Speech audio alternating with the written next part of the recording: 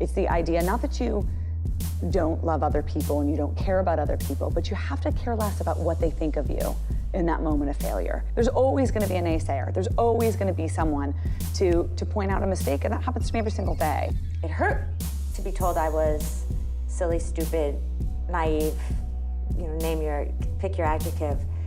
But I also knew that there was great truth in what we were trying to do. People didn't want to get on board. People didn't want to support. People wanted to say, oh, that's silly, it's niche, it's never gonna work. She's just this, she's an opportunist, every word in the book. And at the time it feels crushing and it feels defeating and you're mad at the world and you're mad at people who didn't support you and then now as I sit in front of you, I reflect and I'm like, they're sort of blips to me now. They feel like a big deal at the time, but they're not. Don't sweat the haters, because hate is gonna hate.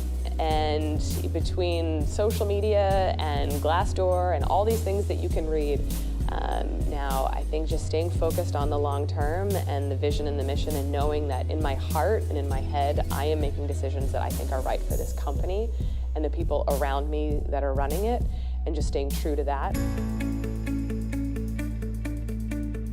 100% do not worry your young life away. You are gonna work for the rest of your life. You cannot plan it all out. Everything is going to be okay. Don't mourn the breakups for too long. When I think about how much time I spent sitting on a friend's couch at a friend's table talking about the breakup and how sad I was, I could have read more books. I could have written a book. Try to hold on. That if you want to step out of the workforce, that's clearly a personal decision. But try not to step out because you are temporarily tired. If you can sort of make it through that stretch, that it gets better sooner than you think it does. Slow down. But it's so hard because you're not gonna do it. I can't imagine anybody would, but breathe, enjoy it.